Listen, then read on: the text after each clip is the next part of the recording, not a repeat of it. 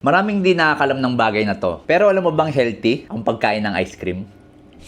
Ang ice cream po ay puno ng calcium. Ang calcium po, important po yan sa ating mga buto para maging matibay at malayo sa mga fracture. Also, kailangan din to ng ngipin natin para matibay ang ngipin, pati na rin yung ating mga muscles. So, baka naman ubusin mo na yung ice cream nyo sa freezer. Hindi po kasi lahat ng ice cream ay pare-parehas. Dahil kung ang trip mo na ice cream ay puno ng toppings tulad nito, heavily processed, o kaya naman punong-puno ng mga syrup, hindi mo makukuha yung benefits na sinabi ko. Ang makukuha mo lang dito, asukal at diabetes. Kung kakain ka ng ice cream, huwag po yung mga ganito. Dapat po yung Greek yogurt base. Pag yogurt base po kasi mas mataas po yan sa protein. Also, mas mayaman din yan sa calcium. At may bonus pa yan na probiotics. Although medyo mahirap makakita ng gantong uri ng ice cream. Pero pwede mo yan gawin sa bahay. Kailangan mo lang ng plain Greek yogurt, lagyan mo ng frozen berries, at lagyan mo ng onting honey. Ang lasa niya,